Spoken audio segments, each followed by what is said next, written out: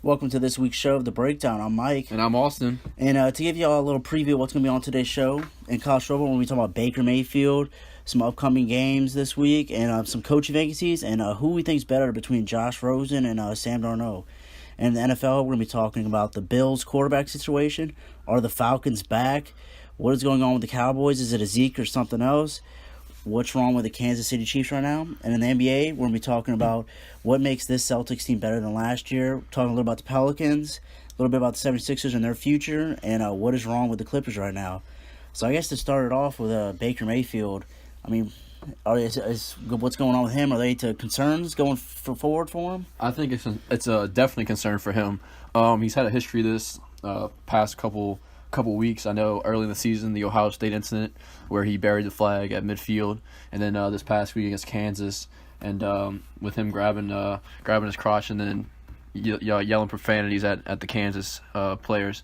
I do think that the Kansas players they kind of deserve a little trash talking. They were asking for it when they didn't shake his hand.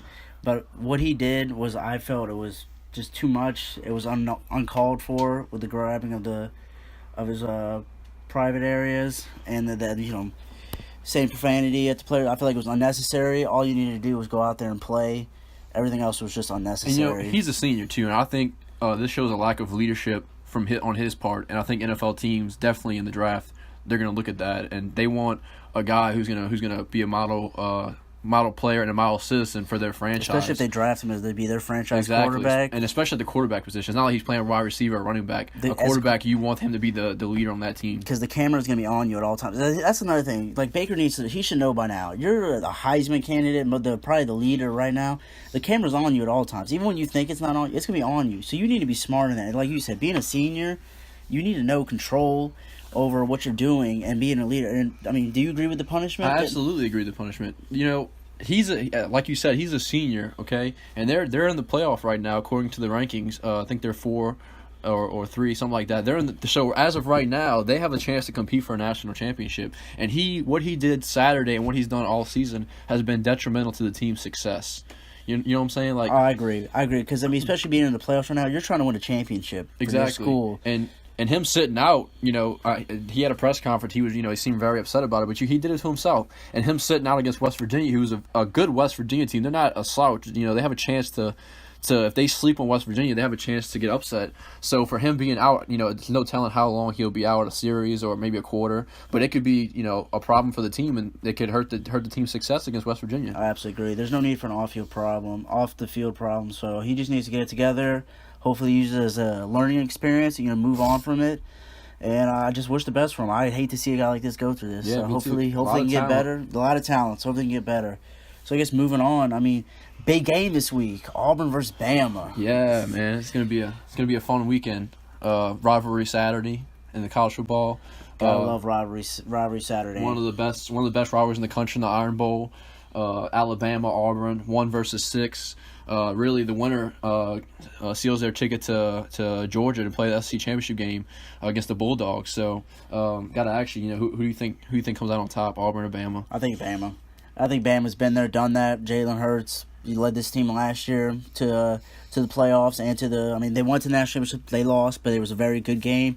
With Nick Saban as head coach, I see them, the experience, beating Auburn, and just they've been there, done that. I'm gonna disagree. I'm gonna go with the Tigers this weekend, man.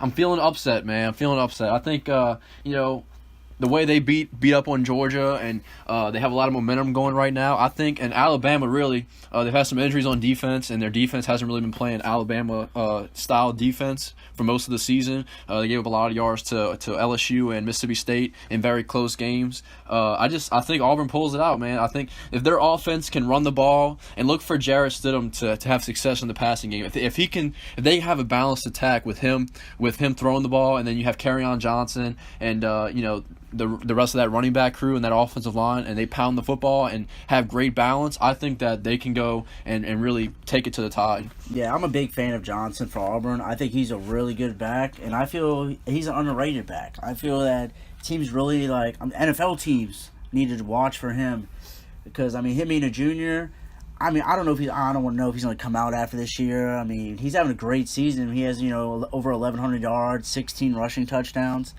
So definitely, and then Stidham has been playing great football as of late. So I agree. Auburn's hot at the right time. I will give you that. And their defense is playing. I mean, their defense is only giving up 16 points a game this year. So defense has been great this year. Their offense, I mean, put up 37 points a game That's this what I'm year. saying. I think, like I said, Bama lately with the injuries to the linebacking core, they've been giving a lot of rushing yards. Auburn is rushing for 244 yards a game. They have a great balanced attack, and if you can get Stidham opportunities with a play action pass and take some shots down the field, I think that they can really put it to the Tide defense. I'd like them to win. I think they win by a touchdown. I think they win 31-24 or 21-20, 21-17, something like that, 21-14. So I really like Auburn Tigers in this game. I have Bama winning 28-24. I just feel with their rushing attack and Jalen Hurts leading the way and Nick Saban as the head coach, I have Bama coming out on top 28-24 and going on to that championship game. Okay, we'll play see. Georgia. We'll see. So I guess kind of going off of that. I mean, which big team this week do you feel is most likely to be upset? Well, I do. Like I said, I do like Auburn to beat Alabama, but I really don't consider it an upset considering their standings right now. So my team that I'm putting on upset alert. Look for South Carolina to challenge Clemson. South Carolina has been kind of a laughingstock the last couple seasons, but I think they're on the rise. Will Muschamp really has been playing good football. They're 8-3 in the SEC. They have some big SEC wins this year. Maybe Clemson sleeps a little bit. Kind of looking forward to Miami in the ACC championship, and I think South Carolina might pull it off. Yeah, I mean that's a good pick for upset. I mean definitely Clemson does not need to be going sleeping because South Carolina is ranked for the first time this year. And, I mean, they're a good football team. Well, like you said, Will Muschamp's got him in the right direction, considering he's in the SEC and he has them at 8-3 right now. They've had a very nice bounce-back season. So, definitely, but for me, my team that's on upset alert, it's not really a big team, but, I'm tired of hearing the question, well, if UCF goes undefeated, do they get in the playoffs? I feel they don't regardless, but they play South Florida this week, who's 9-1, and they were ranked for most of the season. So, I mean, definitely I put UCF on upset alert from South Florida. Because that would be Charlie Strong has got the South Florida playing great football this year, proven to be a great hire for them. So I feel UCF, definitely watch out for South Florida. I agree. I can see that happening as well. And I feel, another game, I don't see it happening, but, just being the rivalry it is, Georgia, don't fall asleep on Georgia Tech. That option offense. Georgia is the most dominant compared to Georgia Tech. They're way more dominant than them, but don't fall asleep on Georgia Tech. Georgia Tech is... I think any team struggles with Georgia Tech because of the option offense. Yeah, it just depends how the defense plays. Hopefully defense can... hopefully they prep well in practice this week and control that. But definitely Georgia does not need to be falling asleep this week. But for me, UCF, watch out for South Florida. So I guess another moving on is the coaching vacancies going on right now with Tennessee, Florida, and UCLA. Let's start with Tennessee. Who do you think is going to be the head coach? Well, I think some of the candidates. I think obviously a lot of people in the country are talking about John Gruden possibly being a coach, a coaching candidate for Tennessee. Obviously, he's the favorite. If he wants the job, it's his. I don't think he's going to come back out of retirement for a college job. I think he's more of an NFL guy. But I mean, he has a lot of ties to Tennessee. Be a great hire for them. Really put them in the elite group among the nation, especially in recruiting. They need somebody that's a big name in recruiting. So I think if they don't get Gruden, which I don't think they will, I think a guy like Dan Mullen, who's a hot commodity right now with what he's done at Mississippi State, I think he's a candidate for the Florida job as well. If Chip Kelly, I think Chip Kelly's a favorite right now, but I think if they don't go with Chip Kelly, I think Dan Mullen has a good connection with both Tennessee and Florida. And obviously the guy from Central Florida, Frost, I think he has a good shot too of moving up, maybe Tennessee or Florida. Yeah, I agree with those candidates. I think Gruden is obviously the guy they probably would want. He's a big name. Him walking into recruits' houses and rooms. I mean, it's hard to tell John Gruden you won't go to his school. He's a people person. He has a great personality. Yeah, but definitely, Dan Mullen staying in the SEC. He's doing a great job with Mississippi State this year, so he'd definitely be a candidate. Frost for UCF, I could definitely see him being somewhere else. Maybe Tennessee if they don't get any of the big names. And Matt Campbell from Iowa State. He's done a great job with Iowa State this year, kind of putting them back on the map. I think Matt Campbell's he's going to be a hot commodity too coming up. Maybe getting a bigger job, maybe the UCLA job. Being out kind of Big 12, kind of Pac-12. See, for me personally, out of those three schools from UCLA, Florida, and Tennessee, I think Matt Campbell would be more the favorite for UCLA. Just kind of the offense they run, they kind of that. I mean, he already runs, the kind of the spread offense at Iowa State, where it's, high-powered offense in the Big 12, and the Pac-12 is pretty much the same. So I think he would fit perfectly over there. I mean, you got to think, too, this dude's at Iowa State, and he's getting recruits. They've had some big wins, man. Imagine what he'd do at UCLA with that kind of school. Exactly, and they've had some big wins this season. They've definitely know how to play against top competition. So I think that's a good candidate for UCLA. I think another sleeper candidate for UCLA is Lane Kiffin. Oh, I knew it was coming. Sticking that to USC with that hire. Look, if they want to get a bold hire, I don't think personally for me, Lane Kiffin's ready to jump to the next. He's done a great job where he's at right now, but I just don't. I think maybe give him another couple years to really build that program at Florida Atlantic. I think if they build that program up, maybe in a couple years he gets a bigger job. Yeah, I feel he should stay where he's at right now. But, I mean, definitely be a bold hire for UCLA if they were to go after somebody like him. I think another name you should watch out for, and not just a UCLA job, which I think is going to be probably one of the top jobs out there, but for Tennessee too, is Kevin Sumlin from Texas A&M.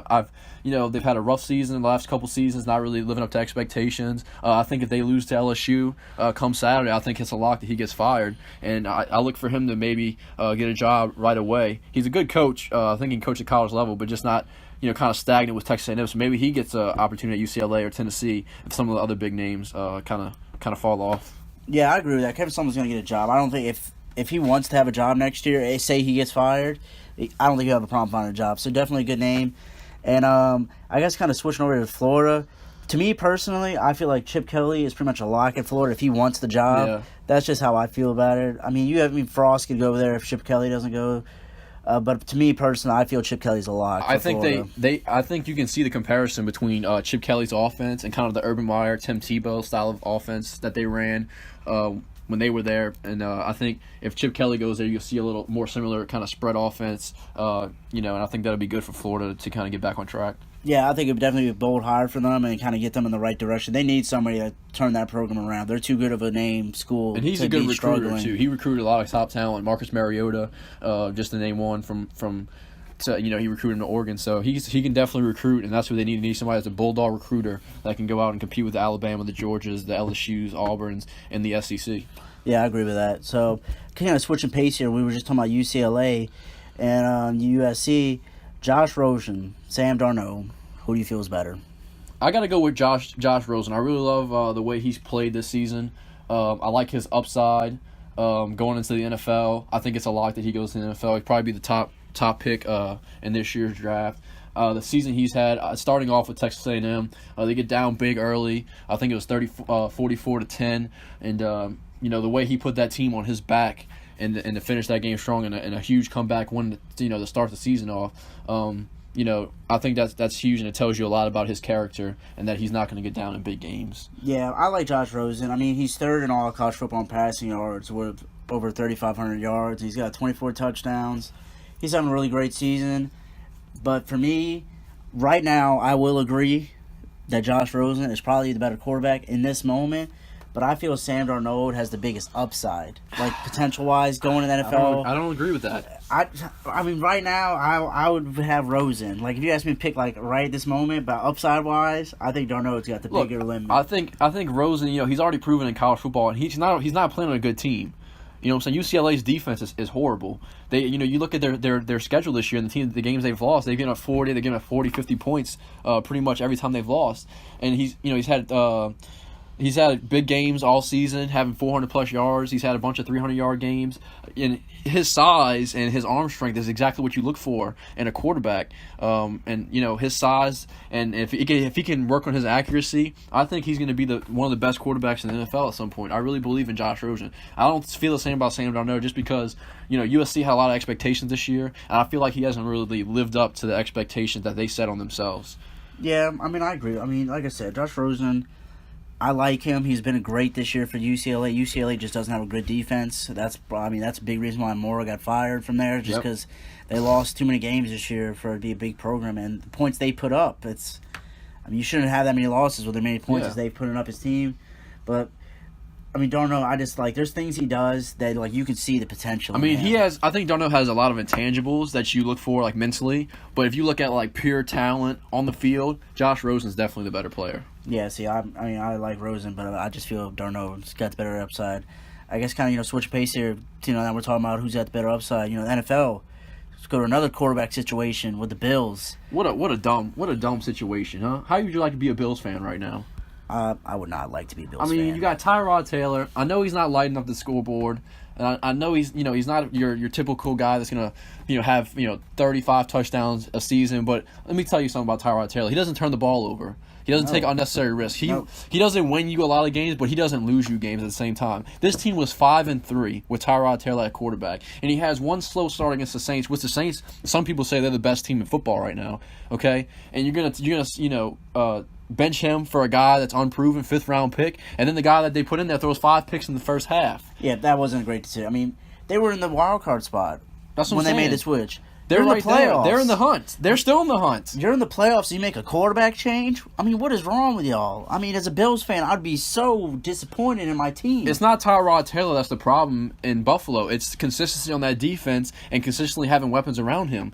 They don't. I feel like they don't use his legs enough. You should have a little read option, stuff like that, to utilize his legs and allow him to throw on the run and use his strengths. Yeah, because like you were going back to what you said, Tyrod Taylor, he only has 3 turnovers all year. Oh yeah, he doesn't turn the ball over. That's what he I'm has saying. 3 interceptions and no fumbles.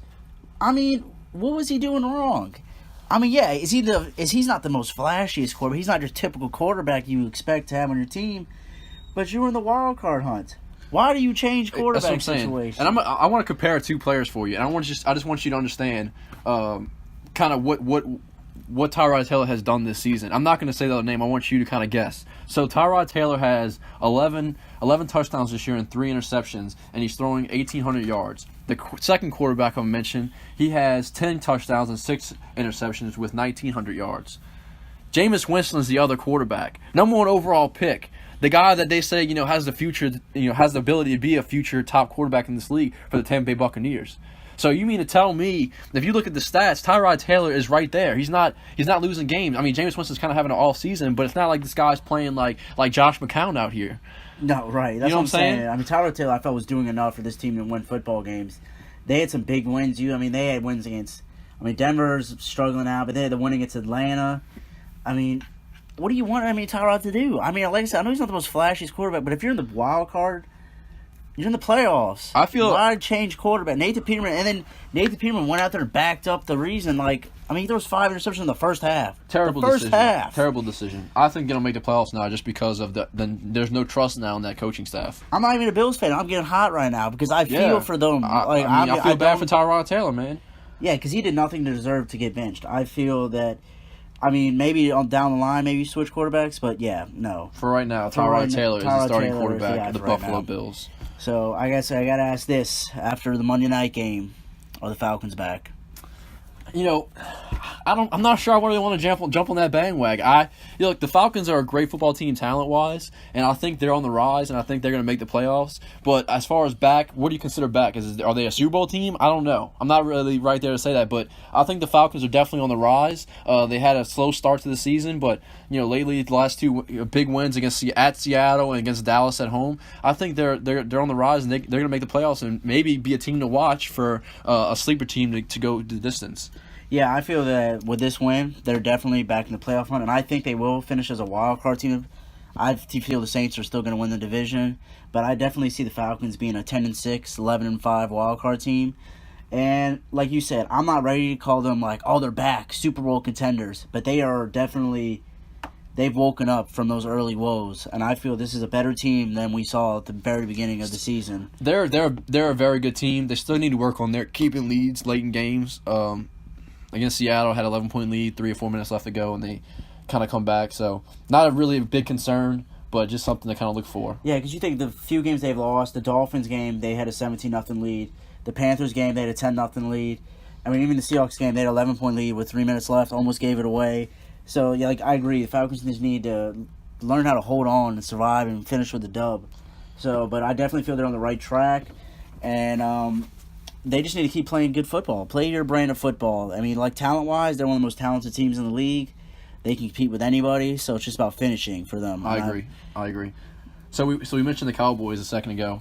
What do you think's wrong with them?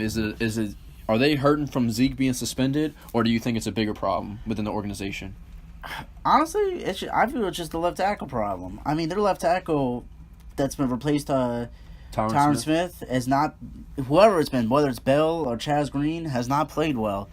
And yes, I mean, of course, not having Zeke hurts, but I mean, Alfred Morris this past week had 91 yards rushing. I know it's not great, but that's solid rushing numbers.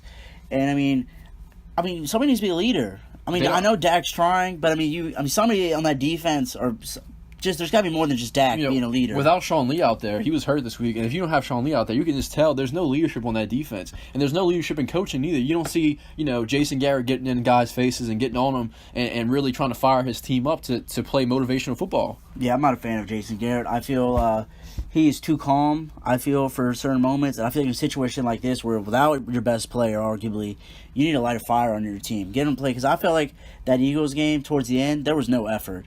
Yeah, I mean, they were playing hard because if you don't play hard, you're probably going to get hurt in football. But there was no effort. They just were at the point where they were just ready for the game to be over with. And, I mean, something like Jason Garrett's got to get his team right. I mean, they have some games. I mean, the way they're playing, they could lose against the Chargers this upcoming week. Then they have the Redskins. I mean, and then they have Seattle and Philadelphia later in the year. I mean, if they don't, they got to get it together. If they don't get it together, they won't be in the playoffs. And I mean, I personally don't think they'll be in the playoffs. I don't think so either. I mean, they're just with Zeke being gone. I mean, like I said, I don't think apparently Zeke. Maybe it's a mental thing, not having Zeke. Here's what I think. I think this whole saga with Zeke throughout the whole season, if he would have just took his suspension early in the season, he'd be playing right now. And I think it's caused a distraction for this football team. Is he in this week? Is he out? Is he suspended? Is he not suspended? And then you have the Jerry Jones thing right now with the NFL. I just think there's a lot of distractions in Dallas, and they're not focused on football. And Jason Garrett has to be the leader of that football team and rally the guys around and say, look, let's go out there and let's play Dallas Cowboys football. And they're not doing that right now. Just focus on winning and focus on getting better every week. Yep. So hopefully they can do that going forward. I guess kind of moving on here.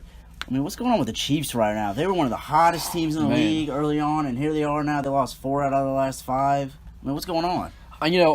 Early in the season, I think the Chiefs, they came out rolling. Okay, they started off, they were motivated. They played the defending champions in their first game of the season on prime time, Thursday Night Football. They go in and they beat down the Patriots, attack that defense with big plays, explosive plays, Tyreek Hill, Kareem Hunt.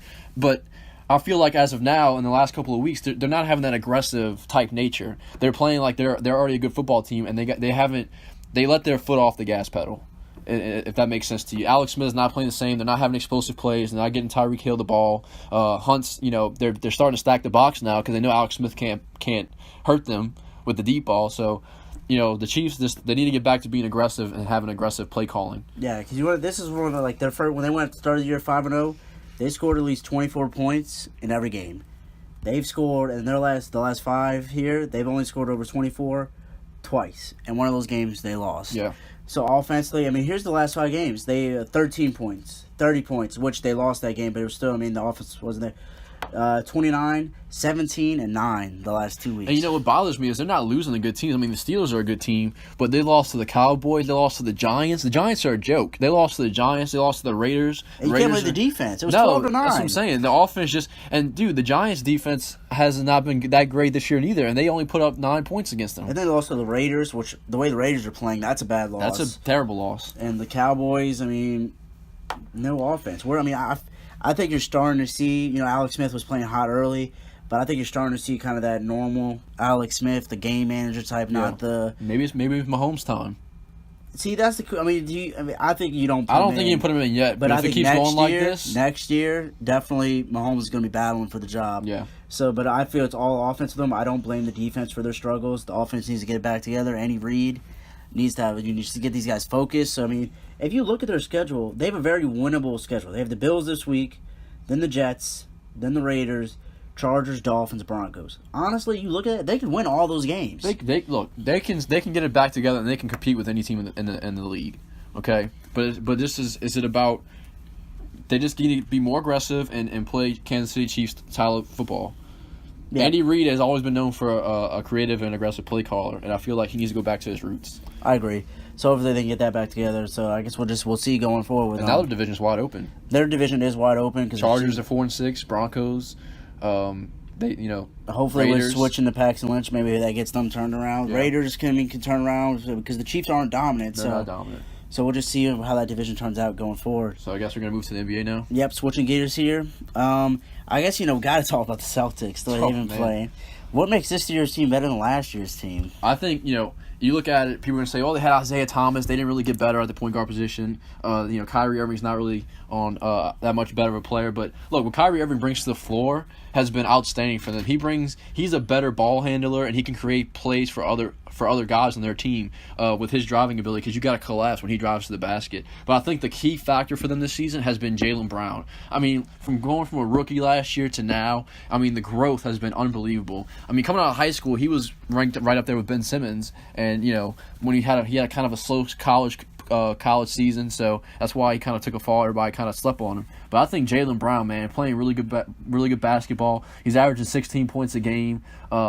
And you got Jason Tatum too, playing good basketball. So I think that's the difference in this year's team. You've seen growth from their young players. Oh, I absolutely agree. I mean, Jaylen Brown has really stepped up, especially with Gordon Hayward going down early, and I think Al Horford is also having a nice solid year. 14-9. That's all you really need him to do with that type of team. And Kyrie is, I mean, you look at his stats, you would probably expect him this year, especially with the Hayward injury, probably averaging like 28. He's only averaging 22.5. But if you watch the games, you can see the leadership from him, like getting that team to be great. But like you said, with Jason Tatum stepping up, Jaylen Brown stepping up, and then you have Marcus Morris. Don't forget about he's averaging 13 off the starting. So I mean they've had key guys stepping up. Marcus Smart averaging 9 off the bench. So is Rozier. This team is definitely a good team, and they will compete against the Cavs. I think they definitely will. Definitely gonna be a contender in the East. Yeah, definitely be a contender. Why you gotta watch out for them. But I guess kind of switching gears here, Pelicans. They've kind of been playing a little bit better basketball here. I mean, how you feeling? Let me tell you about the Pelicans real quick. Having Rajon Rondo come back, I think that's huge for this team. Gives them another ball handler and guy that can really get the offense moving in the right direction. He gets, when you watch him play, he's very crafty with the basketball. He makes the right passes. Not always a flashy pass, but he always makes the right plays. He's really smart. He knows when to score. He knows when to go at it. I think he makes this team so much better. I think the Pelicans are really starting to come around. You got Darius Miller, playing great basketball right now. He's aggressive. He's not afraid to shoot it. I mean, he comes off a screen, he's ready to shoot. He's knocking them down. He's been hot the last couple weeks. If he can continue that type of play off the bench, I think this team's going to be really good. But I got a problem, and I got to say it, man. I'm really starting, DeMarcus Cousins, I love the trade when they made it. Thought he was going to bring a great presence next to Anthony Davis, but as of late, man, Boogie needs to get his head back in the game.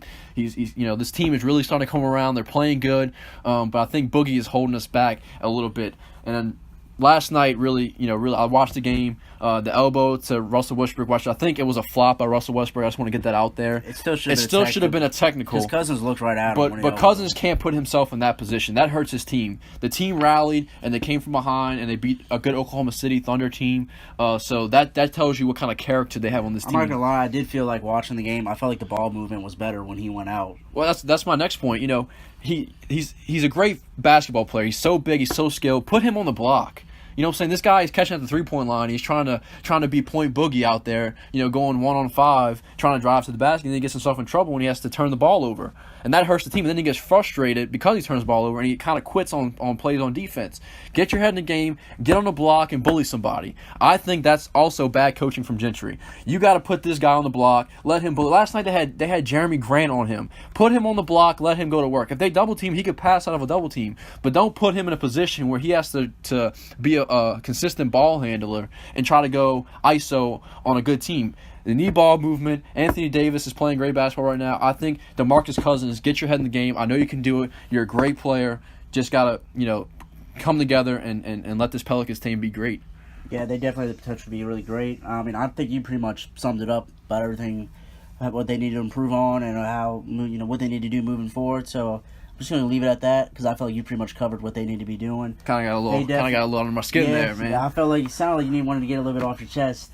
So, but they definitely have the potential to be a really good team. They're very talented team. Just got to get the ball movement going, and Cousins needs to play a little bit smarter. Yep. But another team I want to talk about is, the 76ers. I felt like I'm not going to lie, when that Warriors game, I was very excited when they had the huge lead. I'm like, man, you really saw the potential in them. Trust the process. But then the youth came out in the second half. Look, Philadelphia, they're going to be a great basketball team. They show talent-wise they can compete with anybody in the league. Got up big against the Warriors, but their youth really came out. And, if that happens to a young team, I think they're 2-3 years away. I compare this team to the Oklahoma City Thunder when they had Harden, Westbrook, and Durant before they really got as a contender. I think they had 1 year they made the playoffs with the 8 seed and really pushed the 1 seed to a great series. And I think the Philadelphia 76ers can have that type of potential this season. But look for them to run the NBA in a couple years. In the future, like 5-6 years from now, we might be calling the Philadelphia 76ers the NBA champions. They might have a dynasty. All the guys are young. I mean, Embiid's young, and he's proven it. He's on the pace to be probably the best center in the league. Yep. Ben Simmons, I mean, he's a point guard, but he has the body of a power forward, Yep. and what he can do. I mean, I haven't really seen anybody that does what he does at his size the way he does it. I mean, he's averaging 18 points.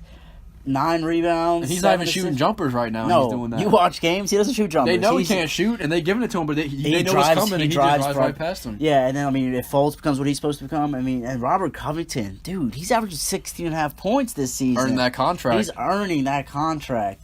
He's having a great, and I think it was a great decision to keep, because he's only gotten better every year that he's been there. I So agree. the 76ers are definitely a team to rise. I mean, don't expect them to be. I think they'll make the playoffs this year. 8 seed. But I think 8 seed. 7-8 around that range. So it might even be 6. It's a weak East. You never know. Yep. So they're definitely a team for the future to watch out for. Markelle Fultz coming back, maybe 2 to 3 weeks they say. Yeah, but he's. I think the youths though they're not ready yet. Yeah, not ready. Once these men grow up, they will be might be a contender to the Warriors. Force in the NBA. So. Another team that I really want to talk about, the way they've poorly played. They got off to a great start, and they've kind of come down hard. The Clippers. Have they reached rock bottom? I think they've reached rock bottom. I think, they don't have enough talent on that team. Right now, their starting point guard is Austin Rivers.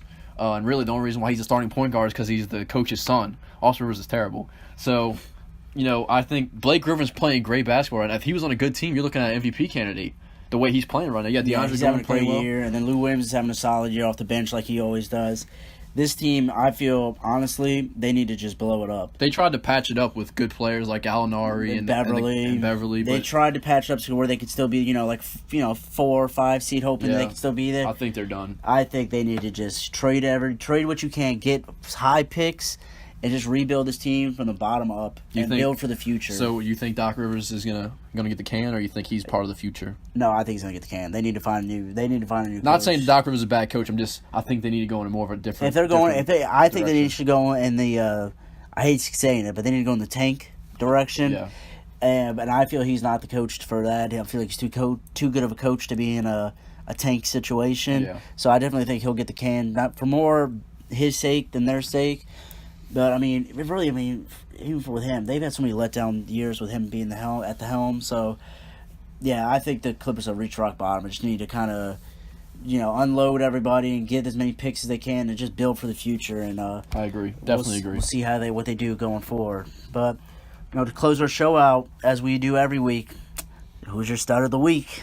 Man, I'm gonna tell you, start of the week this week, gotta go Drew Brees from the New Orleans Saints. Man, 11 of 11 on those final 2 drives, 2 touchdown passes. I mean, there was a lot of chatter in the NFL saying, the Saints are a running team. They get down big to Washington, down by 15 points, and you see Hall of Famer take over and bring the team back on his back, having a little magic left in those old legs. Almost had 400 yards passing in that game. Yeah, he had a good week. I definitely understand why he's just started the week. My start of the week, after what he's done the last few games, Kyrie Irving. I agree. I mean, this past week, he's averaging 31 points a game, almost 6 assists, 4 rebounds. Coming off a 47-point game last night against the Mavericks. To keep the streak going. A little comeback win for them. I mean, he's just without a doubt my start of the week. What he's done recently, and then he had 30 against the Hawks. Yeah, he had a great week. So Kyrie Irving, think this is the best season of his career? The stats don't show, but I think it is. From the leadership and how his team's played, I think it's the best year of his career. Me too. I think so. So, to close it out, is there anything you want to say to close? I just want to thank everybody for watching our first 2 weeks. We're getting better. We like your feedback. We'd love to hear from you. Tell us what you didn't like, what you liked. Follow us on Twitter at The Breakdown MA. And, I just want to give a shout out to the Orange 55.